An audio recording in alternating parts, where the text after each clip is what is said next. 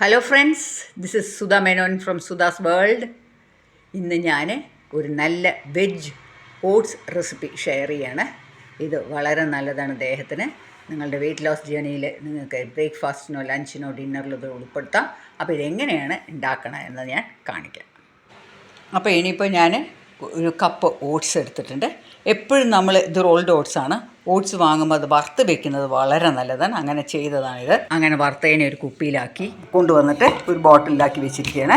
അപ്പോൾ ഈ ഓട്സ് എപ്പോഴും ഉപ്പുമാവൊക്കെ ഉണ്ടാക്കുമ്പോൾ നമ്മളിതിനെ കുറച്ച് നേരം സോക്ക് ചെയ്ത് വെക്കണം. ഇത് റോൾഡ് ഓട്സ് കണ്ടോ, ഇത് വളരെ അധികം നല്ലതാണ് ദേഹത്തിന്. ഇതിൽ ഫൈറ്റിക് ആസിഡ് എന്നുള്ളൊരു കണ്ടൻറ്റ് ഉണ്ട്. ഈ കണ്ടൻറ്റ് കിട്ടാൻ വേണ്ടിയിട്ടും ഈ ഫൈറ്റിക് ആസിഡ് ഉണ്ടല്ലോ, ഇത് ചിലവർ ഗ്യാസ് ഉണ്ടാക്കും, ഇൻഡൈജസ്റ്റീവ് പ്രോബ്ലം ഉണ്ടാക്കും. അപ്പോൾ അതിനൊക്കെ വേണ്ടിയിട്ട് നമ്മളിതിനെ സോക്ക് ചെയ്ത് വെക്കുന്നതാണ് നല്ലത്. ഇത് വളരെ നല്ലൊരു ന്യൂട്രിയൻ്റാണ്. വെയ്റ്റ് ലോസിന് ഈ ഓട്സ് വളരെ നല്ലതാണ്. ഇതിൽ നിറയെ ഫൈബർ ഉണ്ട്. അപ്പോൾ 3 നേരം ഏതെങ്കിലും ഒരു നേരം ബ്രേക്ക്ഫാസ്റ്റോ അല്ലെങ്കിൽ ഉച്ചയ്ക്ക് ലഞ്ചിനോ അല്ലെങ്കിൽ രാത്രി ഡിന്നറിനോ ഈ ഓട്സ് ഉൾപ്പെടുത്തുന്നത് വളരെ നല്ലതാണ്. ഇങ്ങനത്തെ ഓട്സാണ് നല്ലത്. വെച്ചാൽ ഇതിൽ ഒരുപാട് ഫൈബർ കണ്ടൻറ്റും ഉണ്ട്, എല്ലാ ന്യൂട്രിയൻസും ഉണ്ട്. അപ്പോൾ ഞാനിതിനെ ആദ്യം ഒരു കപ്പാണ് ഇതാ എടുത്തിരിക്കണേ. നോക്കോളൂ, ഇങ്ങനെ ഒരു കപ്പാണ് എടുത്തിരിക്കണേ. ഈ കപ്പിൽ ഞാനിതിനെ ഒന്ന് സോക്ക് ചെയ്യാൻ പോവാണ് കേട്ടോ. കഴുകിയിട്ട് ഇതിനെ ഒന്ന് സോക്ക് ചെയ്യാൻ പോവാണ്.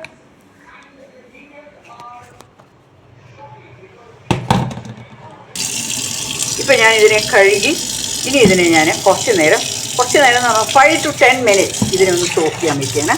അപ്പോഴേക്കും ഇതിലേക്ക് വേണ്ട ഇൻഗ്രീഡിയൻസ് ഒക്കെ ഞാൻ എന്തൊക്കെയാണെന്നൊന്ന് എടുക്കട്ടെ കേട്ടോ.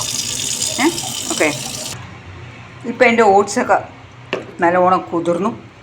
ഞാനിപ്പോൾ ഇങ്ങനെ ഒരു കൊലാണ്ടറിലേക്ക് അതിനെ എടുത്തിട്ട് ഇടാൻ പോകുന്നു.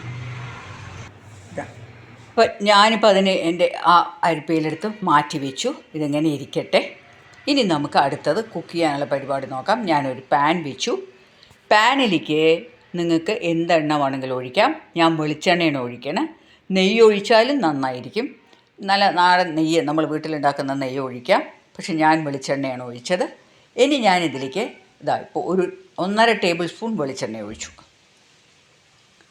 ഇനി ഇതൊന്ന് ചൂടായി വന്നിട്ട് അതിലേക്ക് ഇനി ആദ്യം ചേർക്കുന്നത് എന്താ അറിയോ? ജീരകം. 1 ടീസ്പൂൺ, 1/2 ടീസ്പൂൺ ജീരകം വേണമെങ്കിൽ ചേർക്കാം, അവരുടെ ഇഷ്ടം. എന്നിട്ട് ഈ ജീരകം ഒന്ന് പൊട്ടി വരുമ്പോഴാണ് ഇനി നമ്മൾ കുറച്ച് പച്ചമുളക് അരിഞ്ഞത്, കുറച്ച് കാരമുള്ളത് നല്ലതാണ്, പച്ചമുളക് അരിഞ്ഞത്, പിന്നെ കുറച്ച് ഇഞ്ചി ചോപ്പ് ചെയ്തത്, വെളുത്തുള്ളി ചോപ്പ് ചെയ്തത്, ഇത് രണ്ടും ഇട്ടിട്ട് നന്നായിട്ടൊന്ന് സോട്ട് ചെയ്യുക. നല്ല മണം വരുന്ന മാതിരി നന്നായിട്ടൊന്ന് സോട്ട് ചെയ്യുക. അപ്പോൾ തന്നെ ജീരകത്തിൻ്റെയും വെളുത്തുള്ളിയുടെയും നല്ല മണം വരുന്നുണ്ട്. കൂടെ തന്നെ നമ്മളിനി നീളത്തിൽ അരിഞ്ഞ ഓണിയൻ അത് നമുക്ക് ആഡ് ചെയ്യാം. ഇതിപ്പോൾ വെളുത്തുള്ളിയുടെയൊക്കെ ഒരു നല്ല ബ്രൗൺ നിറമായി. ഇനി ഞാൻ ആ ഉള്ളി ആഡ് ചെയ്യാൻ പോവാണ്. അത് നീളത്തിൽ അരിഞ്ഞിരിക്കുകയാണ്. ഇനി നന്നായിട്ടൊന്ന് സോട്ട് ചെയ്യുക.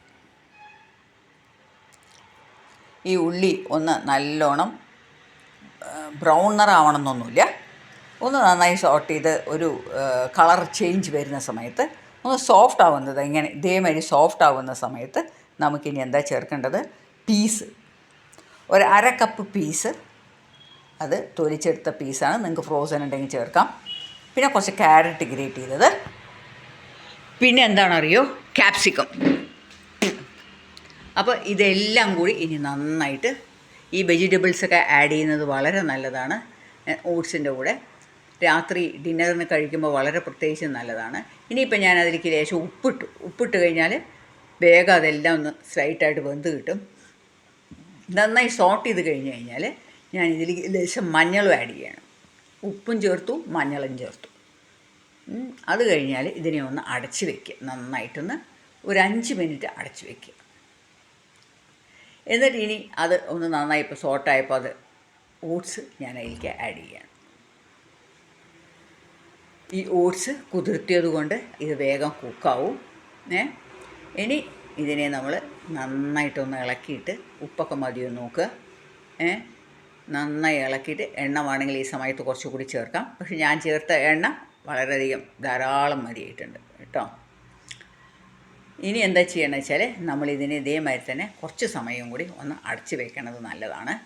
അപ്പോൾ ഞാൻ പറഞ്ഞല്ലോ, ഈ വെയ്റ്റ് ലോസ് ജേണിയിൽ നമ്മൾ ഈ ഉപ്പുമാവ് ഉണ്ടാക്കി കഴിക്കുന്നത് വളരെ നല്ലതാണ്. ഇങ്ങനെ എല്ലാ പച്ചക്കറികളും കിട്ടിയില്ലെങ്കിലും ഉള്ളതൊക്കെ ഇടാം. ക്യാബേജ് ഇടാം, അണിയൻ ഇടാം, അങ്ങനെ ഇതെല്ലാം നല്ലോണം ഇളക്കിയ ശേഷം ഞാനിപ്പോൾ ഇതിനെ ഒന്ന് അടച്ച് വെക്കാമെന്നാണ് വിചാരിച്ചിരിക്കുകയാണ് കേട്ടോ. അടച്ച് വെച്ചിട്ട് ഞാനിപ്പോൾ അതിനെ എടുത്തു. 5 മിനിറ്റ് കഴിഞ്ഞപ്പോൾ എടുത്തു. ഇപ്പോൾ നോക്കിയപ്പോൾ എൻ്റെ ഓട്സ് നന്നായി വെന്തിട്ടുണ്ട്. നല്ലൊരു ടേസ്റ്റും ഉണ്ട് കേട്ടോ.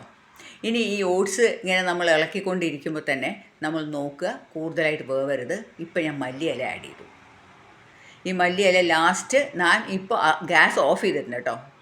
ഗ്യാസ് ഓഫ് ചെയ്ത ശേഷം വേണം മല്ലിയില ചേർക്കാൻ. കൂടെ തന്നെ ഒരു 1.5 ടീസ്പൂൺ നാരങ്ങ നീര് ഇത് ചേർത്താൽ അയ്യോ ഉപ്പുമാവ് അടിപൊളി ടേസ്റ്റാവും. അത് ഞങ്ങൾ പറഞ്ഞ മാതിരി ചെറുതായിട്ടൊരു സവർനെസ് ഉള്ളത് നല്ലതാണ്. അപ്പോൾ എൻ്റെ ഈ ഉപ്പുമാവ് ഉണ്ടല്ലോ അടിപൊളി. നമ്മുടെ സാധാ ഉപ്പുമാവിനെക്കാട്ടിലും വളരെ ടേസ്റ്റിയാണ് ഈ ഉപ്പുമാവ്. നിങ്ങളെല്ലാവരും ഇതൊന്ന് പരീക്ഷിച്ച് നോക്കണം. എന്താ കാരണം അറിയോ, നമ്മൾ അധികം ആരും ഇങ്ങനെ ഓട്സ് വാങ്ങി ഉണ്ടാക്കുന്നത് എനിക്ക് തോന്നുന്നില്ല. പക്ഷേ എനിക്കിത് കഴിക്കാൻ ഭയങ്കര ഇഷ്ടമാണ്. നോക്കൂ, ഇപ്പോൾ ഞാനതിനെ പ്ലേറ്റിലാക്കി. അപ്പോൾ എല്ലാവരും ഈ വിധം ഓട്സ് ഉപ്പുമാവ് ഉണ്ടാക്കി കഴിച്ചു നോക്കൂ. നിങ്ങൾക്ക് എനിക്ക് ഫീഡ്ബാക്ക് തരാൻ പറ്റും. നിങ്ങൾക്കിത് ഉറപ്പാണ് ഇത് വളരെയധികം ഇഷ്ടപ്പെടുന്നു. ഇനി ഈ ഞാൻ പറയുന്ന വഴി പഴയ ആൾക്കാർ വളരെ വയസ്സായവർക്ക് ഇത് എന്താണ് ഇഷ്ടമായി തോന്നില്ല. പക്ഷെ അവർ തിന്ന് നോക്കുമ്പോൾ അവർക്ക് ഇഷ്ടപ്പെടുമെന്ന് എനിക്കും അറിയാം. അവർ ഈ ഇഡ്ഡലി ദോശ ഇങ്ങനത്തെയൊക്കെയല്ലേ രാത്രി കഴിക്കുള്ളൂ. അപ്പോൾ അതൊക്കെ കഴിക്കണ സമയത്ത് ഞാൻ പറയാം ഇങ്ങനെ ഇതൊന്ന് ചെയ്യണം. അപ്പോൾ അടുത്തൊരു വീഡിയോ ആയിട്ട് കാണും വരെ it's bye from Sudha Menon. Bye to all.